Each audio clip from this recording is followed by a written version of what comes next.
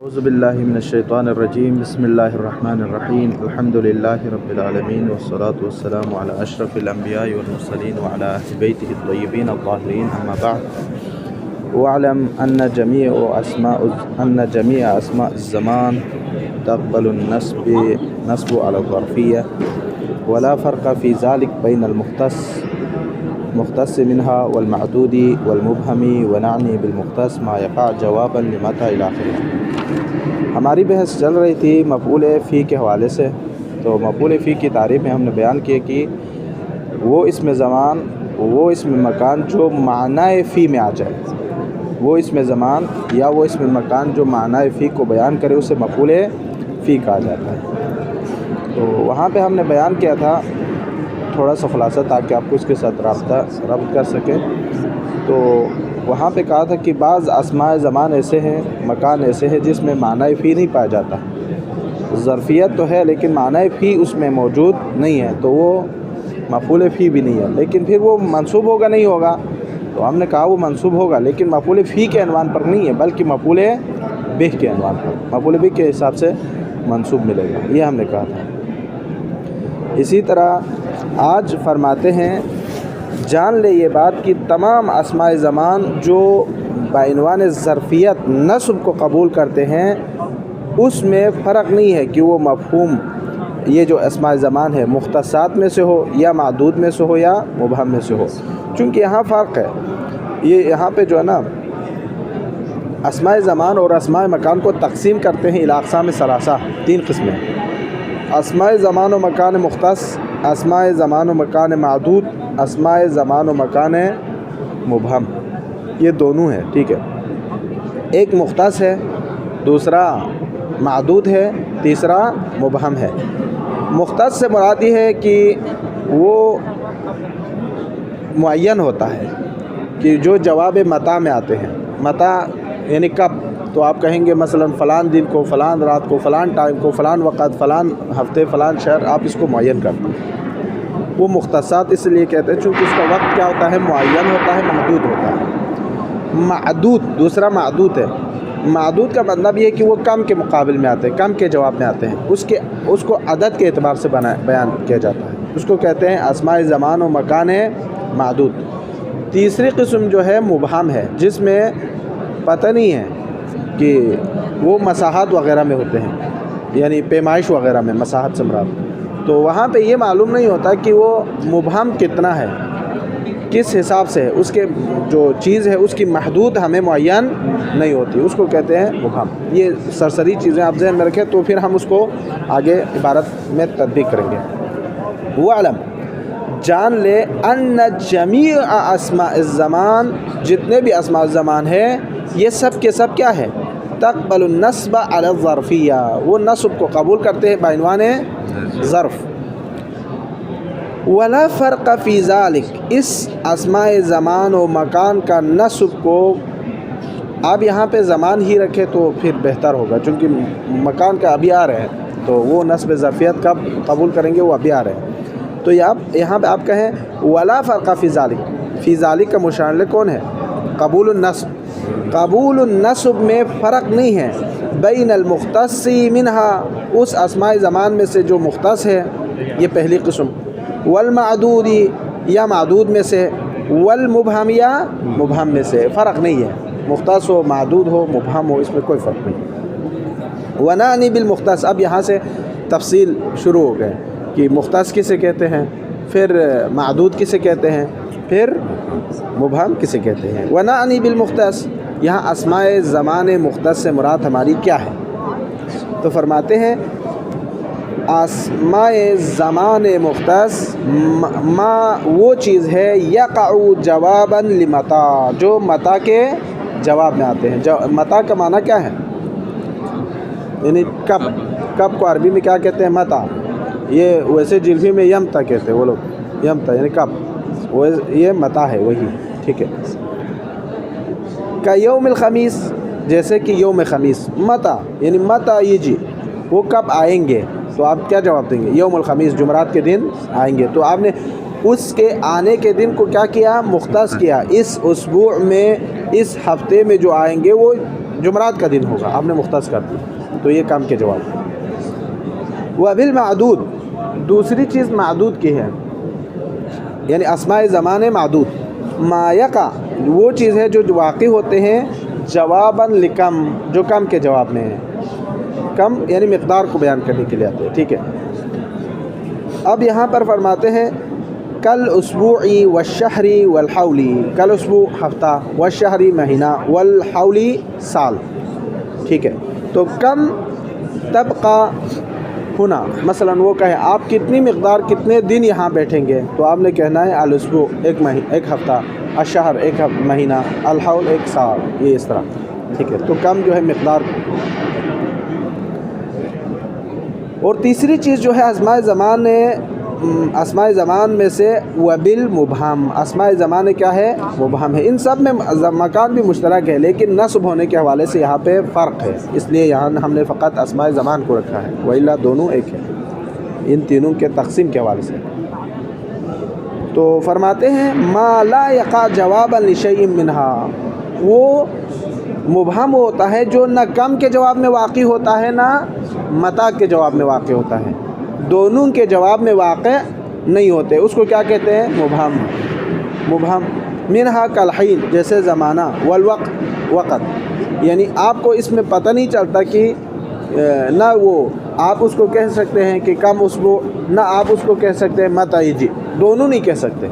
یعنی کم اور متا کے جواب میں واقع نہ ہونے والی چیز کو کیا کہتے ہیں؟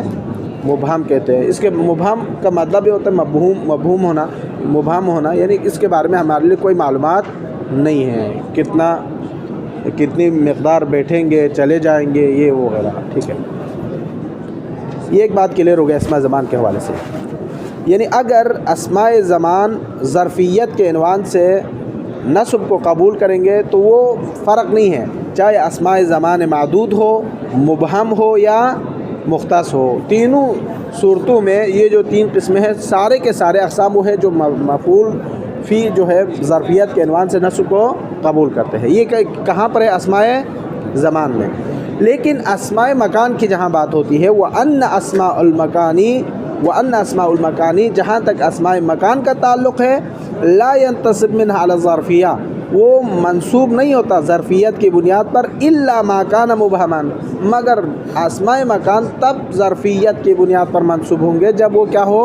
مبہم ہو. تو فرق ہو گیا. دیکھو اسماء زمان اگر منصوب علی ظرفیت ہوتے ہیں تو ان کے تینوں قسمیں میں مختص، معدود، مبہم.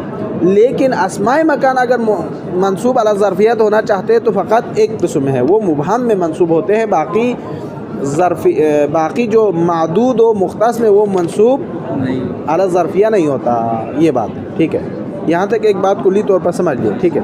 آگے مبہم کے اقسام کو بیان کرتے ہیں. یہ جو اسماء زمان کو ہم نے پہلے بیان کیا ہے کہ یہ ذہن میں رکھے، اسماء زمان مکان دونوں جو ہے مبہم، معدود اور مختص میں تقسیم ہوتے ہیں. لیکن اب مبہم کی بھی کتنی قسمیں ہیں؟ تین قسمیں ہیں. تین. والمبہم ثلاثۃ انواع، مبہم کی کتنی قسمیں ہیں؟ تین قسمیں ہیں. اب ان کی تقسیم آ رہے ہیں. احدھا، پہلی قسم مبہم کی، اسماء الجہات الست، اسماء جہات ستہ. جہات ستہ کہتے ہیں جیسے یمین، یسار، فوق، تحت، امام، ورا، یعنی امامک، خلفک. یہ ٹھیک ہے. اس کو جہات ستہ کہتے ہیں. وہی الفوق، فوق ہے. والتحت، فوق اوپر کو کہتے ہیں. والتحت، نیچے کو کہتے ہیں. والاعلیٰ، بلندی کو. والاسفل، پستی کو. والیمین، دایاں طرف. والشمال، بائیں طرف. ذات الیمین، دائیں طرف والے. وذات الشمال، بائیں طرف والے. والورا، پیچھے والے. والامام، آگے والے. ٹھیک ہے. یہ سب لیکن وہی جہات ستہ ہے، لیکن اس کے الفاظ کیا ہے؟ الگ ہے. 6 جہات، اوپر نیچے، دائیں بائیں، آگے پیچھے، یہ جس طرح ہم اردو میں کہتے ہیں. ٹھیک ہے. قال اللہ تعالی، اب ان کی مثالیں آ رہی ہے. سب سے پہلے مثال کس کی آ رہی ہے؟ فوقہ کی. فوقو، یہ اسماء مکان مبہم میں سے ہے. فرماتے ہیں وَفَوْقَ كُلَّ ذِي عِلْمٍ عَلِيمٍ، ہر صاحب علم کے اوپر بھی ایک کیا ہے؟ عالم ہے، بہت بڑے جاننے والے ہیں. یعنی یہ نہ سوچے کہ مثلا میں سب سے بڑا عالم ہوں، نہیں، اس سے بھی بڑا کوئی عالم ہو سکتے ہیں۔ اصل میں حقیقت یہ کہ کوئی انسان عالم ہو تو وہ سوچ ہی نہیں سکتا میں فقط عالم ہوں، چونکہ علم کی کمال یہ ہے وہ بلندیوں کی طرف جانا ہوتا ہے۔ تب بلندی کی طرف جانا ہو تو وہ کبھی نہیں سوچتے کہ میں آخری حرف، میرا حرف جو ہے حرف اخیر ہے، وہ کبھی نہیں سوچتے۔ یہ علم کی اصل کمال ہی یہی ہے، یہ مغز ایک علم کی حیثیت اور وقار کو بلند کرتے ہیں۔ جو جاہل ہوتا ہے وہ سمجھتے ہیں کہ دنیا میں سب کچھ ہے، میں ہوں، اس کے علاوہ کوئی نہیں۔ پہلا علم کی کمال یہ ہے کہ وہ بلندی کی طرف جانا ہے، ترقی کی طرف جانا ہے۔ تو وہ ترقی جو ہے جب تک زمان و دہر موجود ہے تب تک ہوتی رہنی ہے، تو اس سے بھی وَكُلُّ ذِي عِلْمٍ علیم، جیسے قرآن کہتا ہے ویسے عقل بھی کہتے ہیں، ٹھیک ہے۔ تو یہاں پہ ہماری شاہد مثال کس میں ہے؟ یہاں فوقہ ہے، فوقہ جو ہے فوقو پڑھیں گے، ویسے یہاں لفظ جو ہے کیا آیا ہے؟ وہ فوقہ منصوب پڑھا ہے۔ ویسے اسم کے اعتبار سے پڑھیں گے تو ہم ویسے اسم پڑھیں تو فوقو پڑھیں گے، لیکن یہاں اس اعتبار سے پڑھیں گے تو فوقہ پڑھیں گے۔ یہاں فوقہ جو ہے منصوب ہوا ہے ظرف مکانی کے اعتبار سے، لیکن یہ یہاں پہ جو ہے اس کی جو قسم ہے وہ کیا ہے؟ مبہم میں سے ہے، یعنی ہمیں پتہ نہیں ہے کتنے اوپر جانے، اس سے بڑھ کر جو ہے وہ عالم ہوگا، اس کی حیثیت کا ہمیں پتہ نہیں ہے، اس لیے کہتے ہیں وہ فوقہ۔ اسی طرح دوسری مثال، قد جعل ربک تحتک سریا، تمہارے پروردگار نے تیرے پاؤں تلے سریا، ایک چشمے کو جاری کیا ہے، تحتک سریا، تحتک سریا۔ تو یہاں تحت جو ہے کیا ہے؟ منصوب ہے ظرف مکانی، اور یہ اس میں مکان مبہم ہونے کے حیثیت سے منصوب ہوا ہے، ٹھیک ہے، ٹھیک ہے، یہ ذہن میں آگے۔ ہاں، یہاں تحتکی میں کہاں پر ہے نصب؟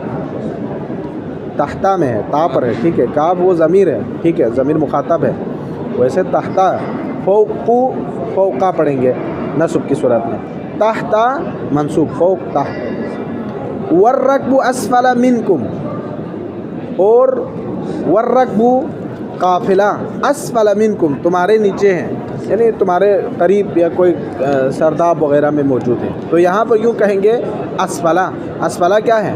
نیچے، پستی کی طرف، تمہارے پس نیچے والی جگہ میں ہے۔ تو یہاں پہ جو ہے اسفلہ اس میں مکان منصوب علی الظرفیہ ہے، لیکن یہاں پہ نصب میں نہ کس وجہ سے ہے؟ اس میں مکان مبہم ہونے کی وجہ سے ہے۔ وَتَرَى الشَّمْسَ إِذَا طَلَعَتْ تَزَاوَرُ عَنْ كَهْفِهِمْ، تیسری مثال ہے، تقریباً چوتھی مثال میں کہتے ہیں وَتَرَى الشَّمْسَ، شمس، آپ سورج کو دیکھ سکتے ہیں، کیا دیکھ سکتے ہیں؟ اذا طلعت، جب یہ طلوع کرتے ہیں، طلوع کرے گی سورج، تزاور عن کہفہم، تو وہ کھل جاتے ہیں، اس کا جو اس کی شعاعیں ہیں کس کی طرف؟ غار کے دائیں طرف، عن کہفہم، یہ کہفہم ہے، یہ غلط ہے، ٹھیک ہے، کہفہم ہے، صحیح ہے نا، کہف کہتے ہیں غار کو، کہفہم یہ غلط آیا ہوا ہے، شاید یہ یہاں پہ لفظ غلط ہے، عن کہفہم ہے، غار کو کہتے ہیں، غار کہف ہوتا ہے۔ ذات الیمین، دائیں، یعنی غار کے دائیں طرف جو ہے نکل آتے ہیں سورج۔ وَإِذَا غَرَبَتْ، جب سورج غروب ہو جاتی ہے، تَقْرِضُهُمْ ذات الشمال، تو بائیں جانب اس کا جو اس کی شعاعیں ادھر سے ٹکراتے ہیں، ٹھیک ہے۔ تو یہاں پہ ذات الیمین، ذات الشمال، یہ دو مثالیں ہیں، آپ ایک کو بھی لے سکتے ہیں، دونوں کو بھی لے سکتے ہیں، یہاں پہ دونوں مراد ہے، کیونکہ یہاں ذات الیمین ذات الشمال دونوں کے مثالیں ایک ہی آیت سے دی ہے۔ تو یہاں پہ ذات الیمین اور ذات الشمال دونوں کیا ہوا ہے؟ منصوب ہوا ہے، اس میں مکان مبہم منصوب علی الظرفیت ہے، لیکن مبہم ہونے کی وجہ سے۔ اسی طرح وَكَانَ وَرَاءَهُمْ مَلِكٌ، ان کے پیچھے بادشاہ ہے۔ تو یہاں پہ وَكَانَ وَرَاءَهُمْ، وَرَاءَهُمْ میں وراء کیا ہے؟ اس کے پیچھے ملک ہے، بادشاہ ہے۔ ملک کہیں گے تو فرشتہ ہوگا، ملک کہیں تو بادشاہ ہوگا، ٹھیک ہے۔ تو یہاں پہ وراء جو ہے منصوب ہے علی الظرفیہ، مبہم ہونے کی وجہ سے، اس میں مکان مبہم ہونے کی وجہ سے۔ تو یہ اس کی مثال تھی مبہم کی، وراء کی۔ وقولی، اور مصنف نے کہا تھا، کہاں پہ؟ متن میں، وَعَكْسُهُنَّ، متن کو ابھی ہم نے نہیں پڑھا، ابھی پڑھیں گے۔ وَعَكْسُهُنَّ، عکسُهُنَّ یعنی کس کی عکس؟ یعنی یہاں پہ کہتے ہیں اشرت به الی الوراء والتحت والشمال، وہاں پہ کہا تھا امام کہا تھا مصنف نے، وعکسہن سے مراد اس کا مقابل کیا ہے؟ وراء، سامنے پیچھے، والتحت اس کا مطلب فوق والتحت، ٹھیک ہے، والشمال یعنی یمین والشمال، یہ بھی اسی طرح ہے، وعکسہن سے مراد متن میں وہاں پہ فوق ذکر کیا ہے، امام ذکر کیا ہے اور یمین ذکر کیا ہے، تو یہاں اس کا عکس یہ ہوگا۔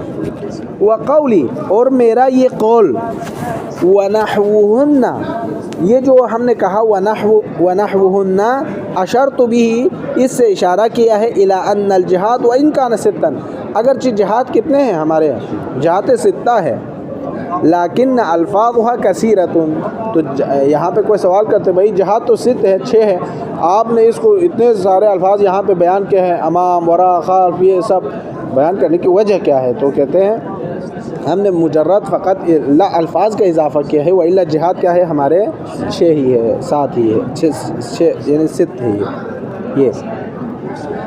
وَيَلْحَقُ بِأَسْمَاءِ الْجِهَاد اس اسماء جہاد کے ساتھ ملحق ہے، ملحقات اسماء جہاد ستہ میں سے ہے ما اشبہها ہر وہ چیز، ما سے مراد نکرہ ہے، نکرہ کا مطلب کیا ہوتا ہے؟ یعنی کوئی بھی یعنی مطلق عموم پر دلالت کرتے ہیں، ما اشبہها ہر وہ چیز ہے جو شباہت رکھتے ہیں، اشبہها کس کے ساتھ؟ اسی اسماء جہاد ستہ کے ساتھ مشابہت رکھتے ہیں، کس میں؟ فی شدت الابہام ابہام کے شدید ہونے میں، یعنی اس کا پتہ ہی نہیں ہے، شدت ابہام کی وجہ سے، زیادہ مبہم ہونے کی وجہ سے، والاحتیاج دوسری چیز، والاحتیاج اور ہر وہ الفاظ جو احتیاج ہوتے ہیں، محتاج ہوتے ہیں کس کی طرف؟ الی ما یبین معناها اس ابہام کے معنی کو بیان کرنے کی ضرورت ہے، ہر وہ الفاظ جس میں شدت ابہام پایا جاتا ہو یا اس کے ابہام کو بیان کرنے کا محتاج ہو، وہ سب کیا ہے؟ اسماء جہاد ستہ کے ساتھ شامل ہے۔ وہ کون ہے ویسے الفاظ؟ آپ مثالیں دیں، تو مصنف 2 مثالیں یہاں دے رہے ہیں، ایک کیا عندہ، ایک ولدا، 2 عندہ کہتے ہیں پاس، کسی کے بھی پاس ہو اس کو کہتے ہیں عندہ، یعنی عندہ زیدین، عندہ عمرن، عندہ خالدین، یہ ہم کہتے ہیں، یہ عندہ پاس کے معنی میں آتے ہیں۔ دوسرا ہے لدا یعنی میرے پاس، یعنی میرے پاس۔ اب جو ہے آپ یہ دیکھو عندہ اور لدا میں یہ ابہام کہاں سے ہے؟ جب آپ کہہ رہے میرے پاس ہے، آپ کہہ رہے زید کے پاس ہے، تو پھر ابہام کیسے ہو گیا؟ ابہام اس طرح ہو گیا، دیکھو اس کو ابہام کو سمجھنے کی ضرورت ہے۔ شدت ابہام اور احتیاج کو بیان کرنے کے لیے یہاں اس نے کہا عند زید، زید کے پاس ہے، آپ کو کیا پتہ زید کے گھر میں ہے، جیب میں ہے، اس کے تجوری میں ہے یا اس کے بینک میں کہاں پر ہے آپ کو پتہ نہیں ہے، تو اس حساب سے وہ بھی کیا ہے؟ شدت ابہام ہے۔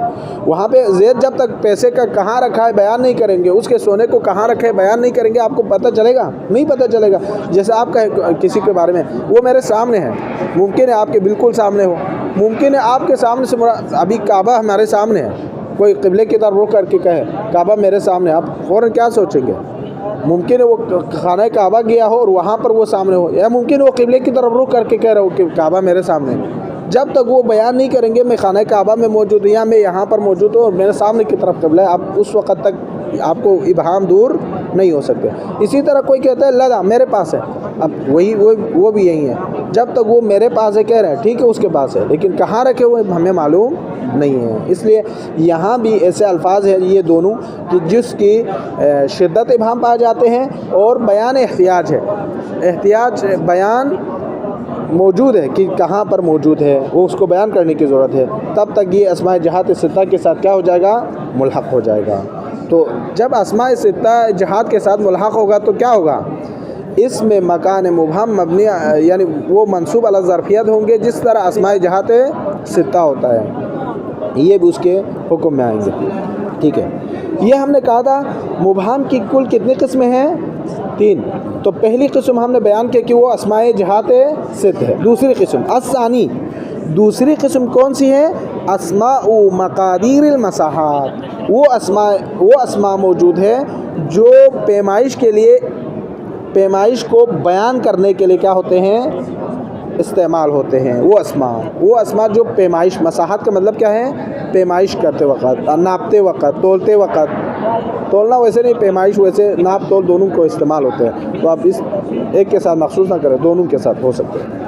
जैसे मिसाल के तौर पर कल फरसख, ये आजकल ये जो फरसख है अरबी में भी ख़त्म हो गया, वो भी किलो के हिसाब से, जिस तरह हम किलोमीटर बोलते हैं ना, वो भी इसी तरह। चूँकि पुराने ज़माने में क्या होते थे, पुराने ज़माने में मशीनें नहीं होती थी, लोग गधा गाड़ी पे सवारी करके जाते थे, तो वो अपने हाथ के ज़रिए से, पैर के ज़रिए से, कोई निशानात के ज़रिए से वो पहले लोग इस तरह अलामत रखते थे। आजकल वो नहीं है, आजकल किलोमीटर है, गाड़ी चलती है तो फ़ौरन पता चलते कि कितने मीटर उसने चले हैं, तो इस एतबार से आप कह सकते हैं कि किलोमीटर पर चेंज हो गया। वही फरसाख वो जो है आम तौर पर पुराने ज़माने में, रिवायत के ज़बान में अगर आप देखें तो वो 3 मील को कहते हैं, 3 मील।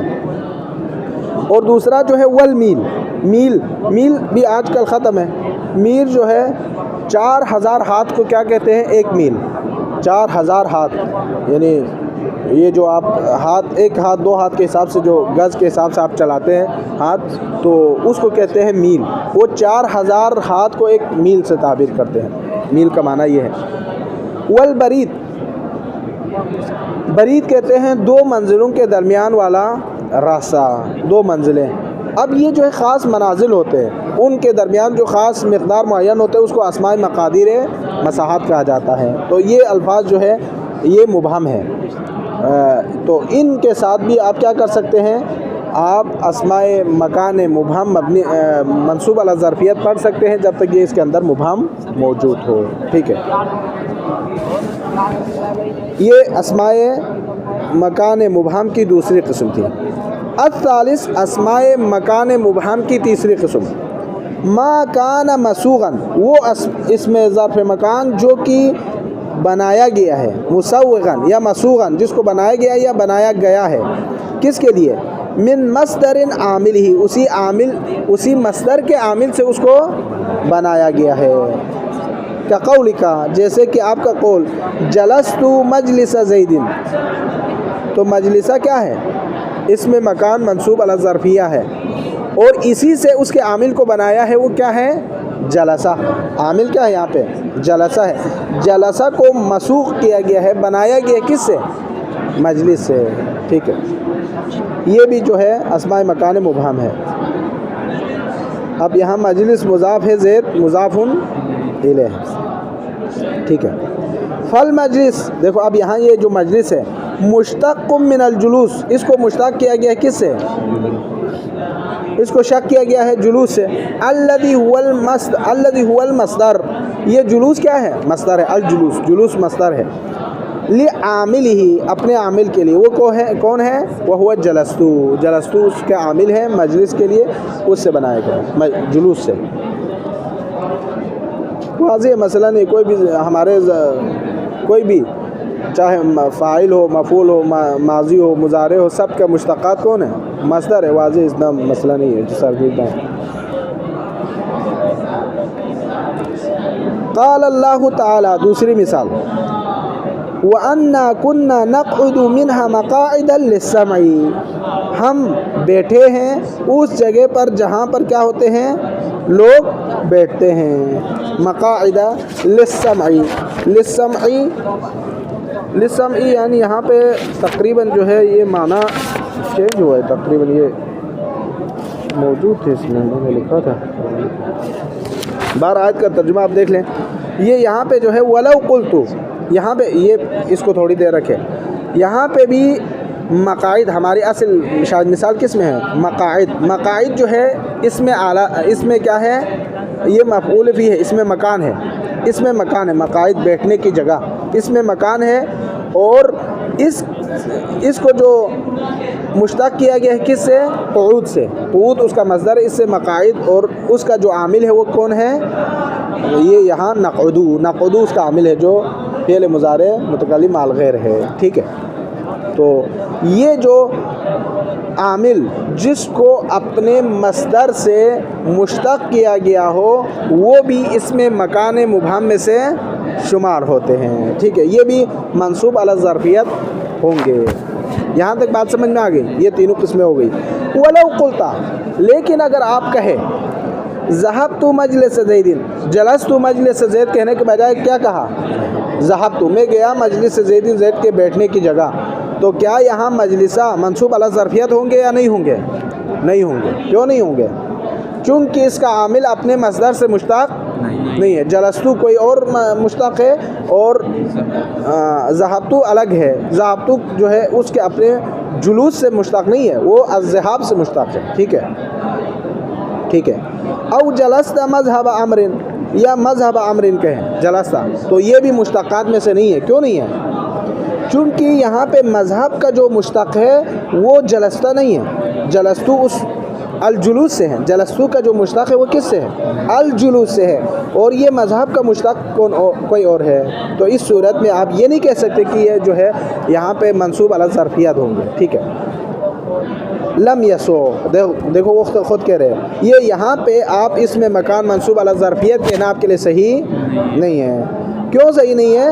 لاختلاف مصدر اسم المکان و مصدر عاملہ، چونکہ عامل کے اسم مکان کا جو مصدر ہے وہ عامل کے مصدر سے کیا ہے؟ مختلف ہے. یہاں پر اسم مکان منصوب علی ظرفیت ہوں گے، اس کی تیسری شرط مبہم کی یہ تھی کہ وہ مصدر اسی کے عامل اسی مصدر سے مشتق ہو. لیکن یہاں عامل اسی مصدر سے مشتق نہیں ہے. عامل کا مصدر اور ہے، مشتق کا مصدر اور ہے. یعنی مصدر کا مشتق اور ہے، مصدر کسی اور سے ہے، مشتق کسی اور سے ہے. یعنی عامل اور مصدر کے درمیان اختلاف ہے. بعبارت دیگر آسان الفاظ. تو یہ جو ہے مفعول فی کے حوالے سے تھے. اب آئے متن کی طرف. صاد والمفعول فیہ، مفعول فی وہ ہوا. مفعول فی کسے کہتے ہیں؟ فرماتے ہیں وہ ہوا مفعول فی ما وہ چیز ہے سلط علیہ عامل، اس پر عامل کو مسلط کیا جاتا ہے، لیکن کس معنی میں؟ علی معنی فی کے معنی میں.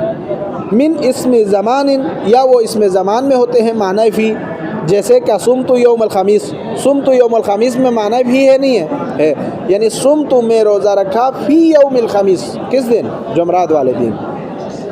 او حینا، یا فی حین کسی زمانے میں، او اسبوعا یا کسی ہفتے میں. تو یہاں یہ سب معنی فی ہے، اسماء زمان موجود ہے. تو یہاں پہ منصوب علی ظرفیت ہوں گے جو کہ معنی فی ہونے کی وجہ سے ہیں. تو یہاں صمت یوم الخمیس کس کے حوالے سے ہے؟ مختص کی مثال ہے. ٹھیک ہے. حیناً یہ معدود کی مثال ہے. اسبوعاً بھی معدود کی مثال ہے. ٹھیک ہے. ہاں حیناً مبہم کی مثال ہے. اسبوعاً مثال اوپر نیچے کیا ہے. اسبوعاً کم کے مقابل میں آتے تھے نا، تو کم کے معدود کی مثال ہے. حیناً جو ہے کس کی مثال ہے؟ مبہم کی مثال ہے. ٹھیک ہے. حین و وقت کہا تھا. حین و وقت مبہم کے لیے آتے ہیں. اسبوع و شہر حول کم کے مکان پر آتے ہیں. متا کی جگہ پر یوم آتے، صمت یوم الخمیس. تو یہ مثال اوپر نیچے آپ اس کو ذہن میں رکھیں، کہیں اشتباہ نہ ہو جیسے میں نے ابھی کہا. او اسم مکان مبہم، یہ او عطف ہے کس پر؟ اوپر. مفعول فی جو ہے وہ مفعول ہے جس پر عامل کو مسلط کیا جاتا ہے معنی فی میں، وہ اسم زمان میں اسے ہوتے ہیں. او اسم مکان مبہم، یا وہ منصوب علی ظرفیت ہوں گے تو اسم مکان مبہم ہوتے ہیں.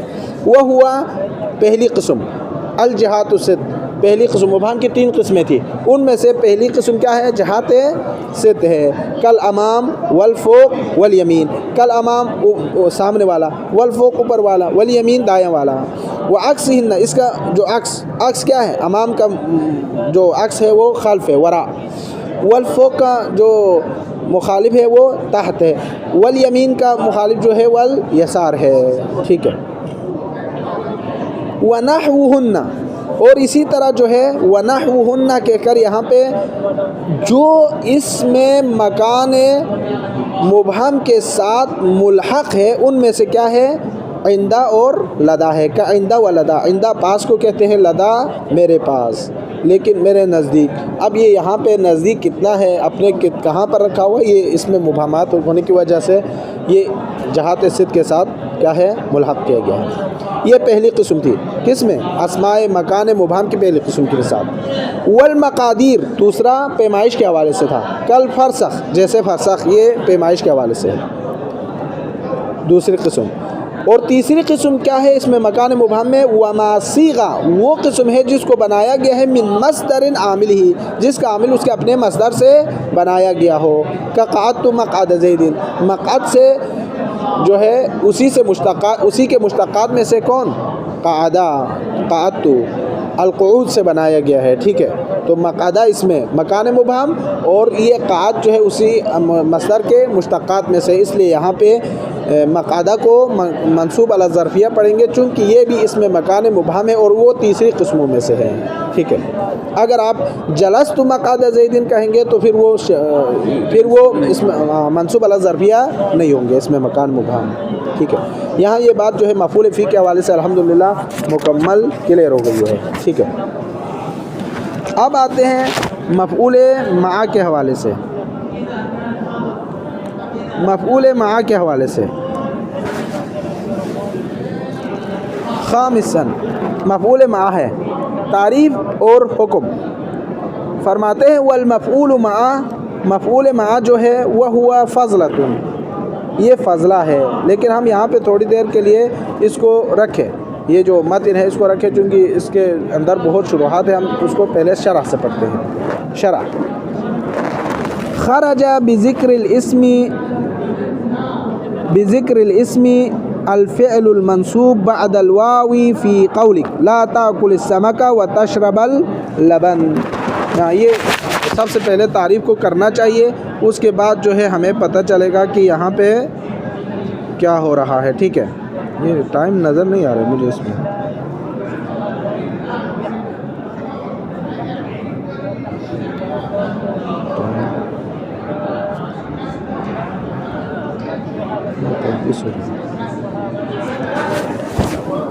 تو مفعول مع کی تعریف کیا ہے؟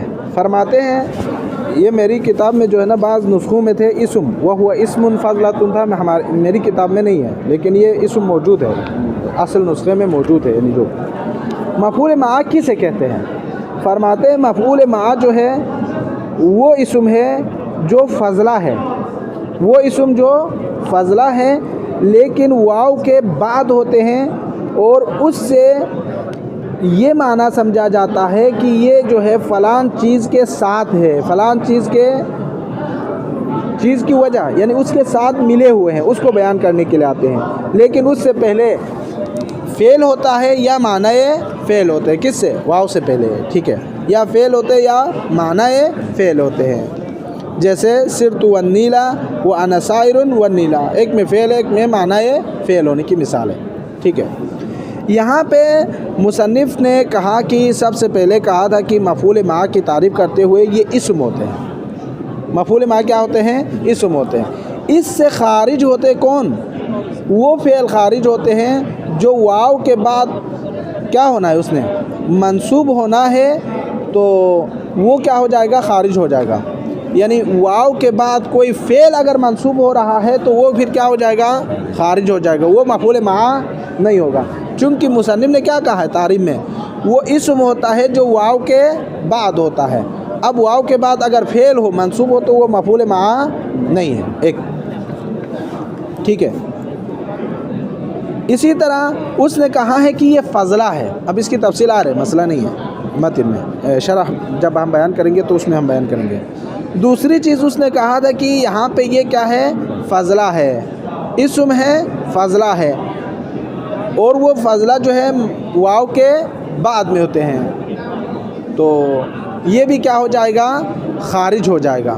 فضلہ کہنے سے جو واو کے بعد والا اسم ہے وہ بھی کیا ہو جائے گا؟ خارج ہو جائے گا، یعنی یہ دیکھو ذہن میں رکھیں، مصنف نے پہلے کہا تھا اسم، اس سے کون خارج ہوا؟ وہ فعل جو منصوب ہوتا ہے واو کے بعد، ایک بات کلیئر ہو گئی۔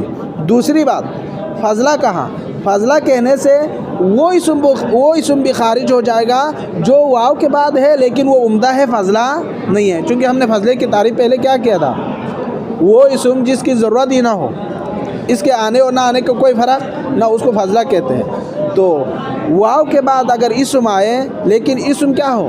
فضلہ نہ ہو، عمدہ ہو، تو وہ عمدہ کیا ہو جائے گا؟ وہ مفعول مع نہیں بن سکتا، وہ اس سے خارج ہو جائے گا، ٹھیک ہے۔ یہ پہلے پڑھیں، پھر دیکھتے ہیں وقت ہو جائے تو آگے پڑھیں گے، نہیں تو یہاں پر رکھیں گے. شرح خرج بذکر الاسم، مفعول مع کی تعریف کرتے ہوئے مصنف نے کہا تھا وہو اسم، یہ اسم ہوتے ہیں مفعول مع. پہلی بات اس نے یہ کی تھی. اس سے خارج ہو گیا کون؟ بذکر الاسم، اسم کا ذکر کرنے سے خارج ہو گیا الفعل المنصوب بعد الواو، وہ فعل جو منصوب ہے واو کے بعد. فی قولک، آپ کے اس قول میں. ٹھیک ہے، کون سا واو ہے یہاں مراد؟ واو مع ہے، معیت، چونکہ مفعول مع کی بات ہو رہی نا، تو واو مفعول بمعنی مع ہے، تو ہر واو نہیں ہے جو عاطف ہے وہ مراد نہیں ہے، دوسرے واو وہ بھی نہیں ہے، واو معیت. لا تاکل السمک وتشرب اللبن،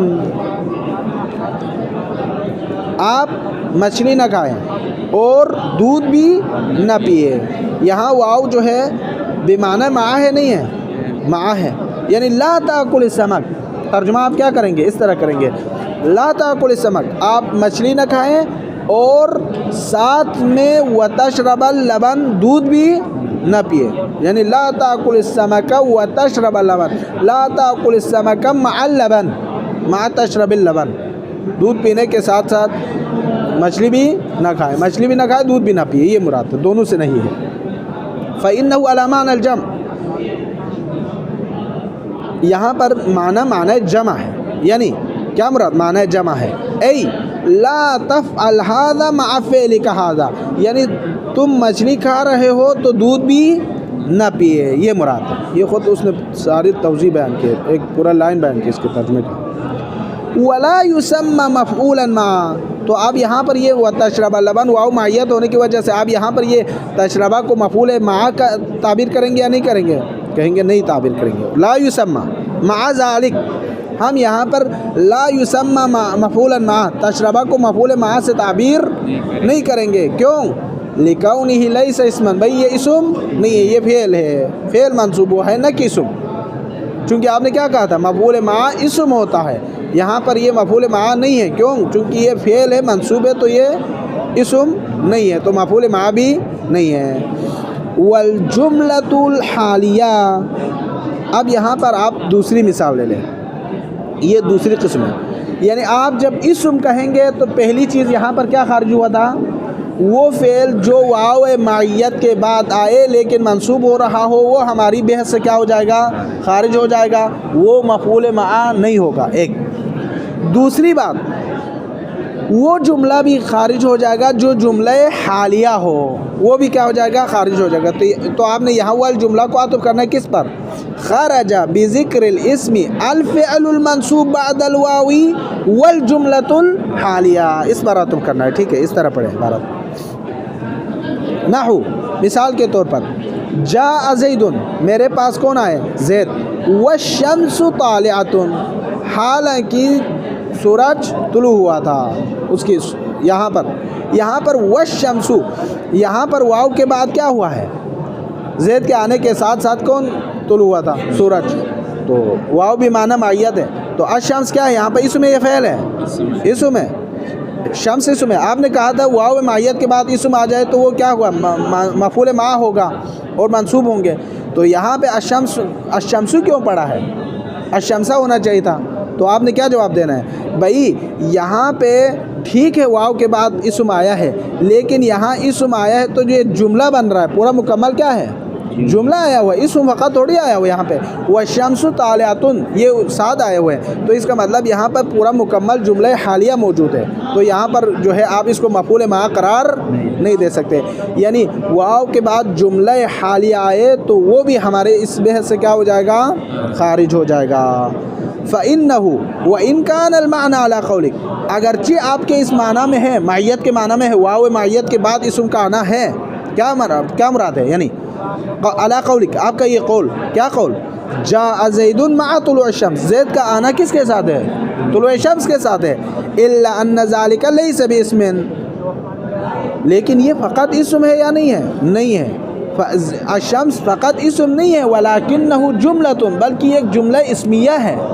ہم نے کہا تھا اسم آئے نہ کہ جملہ ہے. یہاں پہ ایک جملہ ہے یا اسم آئے؟ जुमला आया हुआ है, इसलिए यहाँ पे ये मफूल मआ नहीं हो सकता अगरचे वाव माहियत के बाद आए हो।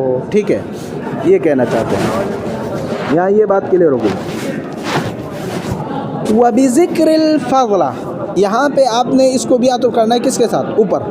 खरजा बिज़िक्रिल इस्मी, इस्म के ज़िक्र करने में खारिज हो गया कौन, अल इस्म के ज़िक्र करने से अल फ़िअलुल मंसूब बअदल वाव वल जुमलतुल हालिया, ये खारिज हो गया।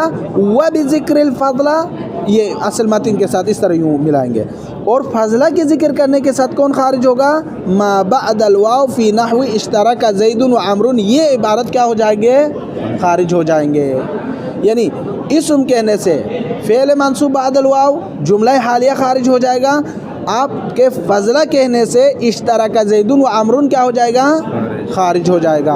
अब ये कैसे खारिज होगा, अब इसको बयान कर रहे हैं। व बिज़िक्रिल फ़ज़ला, आपने मफ़ऊल मआ की तारीफ़ करते हुए क्या कहा था, वह हुआ इस्मुन फ़ज़लतुन, आपने ये कहा था इस्म भी है और फ़ज़ला भी है।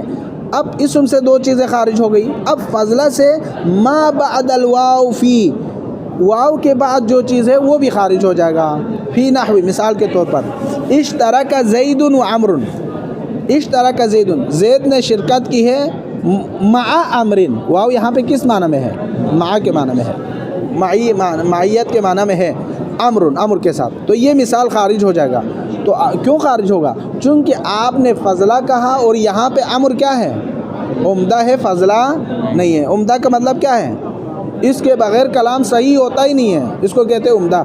चूँकि फ़ाइल को उम्दा कहा, मफ़ूल को क्या कहा था, फ़ज़ला कहा था। फ़ाइल उम्दा है यानी इसके बग़ैर बात हो ही नहीं सकती, मफ़ऊल फ़ज़ला है यानी इसके बग़ैर भी फ़ाइल हो सकते हैं, मुमकिन नहीं है, मसला नहीं उसके लिए होना। ठीक है, इसको कहते हैं इश्तरका ज़ैदुन व अमरुन, अमरन आप नहीं पढ़ सकते, इस अमरुन को आप अमरन नहीं पढ़ सकते। फ़इन्नहु उम्दतुन, क्यों नहीं पढ़ सकते अमरुन को, उमरन क्यों नहीं पढ़ सकते, चूँकि यहाँ अमरुन क्या है, उम्दा है। लिअन्नल फ़िअला, अब अभी तावील बाक़िया है, लिअन्नल फ़िअला, चूँकि यहाँ फ़ेल कौन, इश्तरका, इश्तरका यहाँ फ़ेल है। ठीक है, ला यस्तग़नी अन्हु, ये मुस्तग़नी नहीं होता, किससे, एक आमिल से, एक फ़ेल से मुस्तग़नी नहीं होता, एक आमिल से वो मुस्तग़नी नहीं होता। ला यस्तग़नी अन्हु ला युक़ाल इश्तरका ज़ैदुन, आप ये नहीं कह सकते कि इश्तरका ज़ैदुन कहकर खामोश हो जाए, मुमकिन ही नहीं है। अरबी में उसको क्या कहते हैं, गलत है, यानी सही नहीं है। आप इश्तरका ज़ैदुन कहकर खामोश नहीं हो सकते, सही अरबी बोलने वाले को ये पता होना चाहिए। क्यों नहीं हो सकते, लिअन्नल इश्तराक ला यतअत्ता इल्ला बैन इस्नैन, इश्तराक का माना ही क्या होते हैं, दो के दरमियान। यानी एक आदमी ने मुबाहिसा किया है, आप कैसे कह सकते हैं कि एक आदमी ने ख़ुद अपने लिए मुबाहिसा किया, नहीं हो सकते। मुबाहिसा का मतलब ही अरबी में होता है कि कम अज़ कम दो नफ़र का होना शर्त है, जब तक दो नफ़र ना हो तब तक मुबाहिसा नहीं होता। यानी मुशारकत जो है, उसने फ़लान से शिरकत की, फ़लान से शिरकत की में दूसरा नफ़र जब तक मौजूद ना हो तब तक शिरकत की बात सच नहीं हो सकती है, चूँकि लफ्ज़ ही ऐसा है कि दो के कम अज़ कम दो फ़ाइलों का होना उसके लिए क्या है, ज़रूरी है।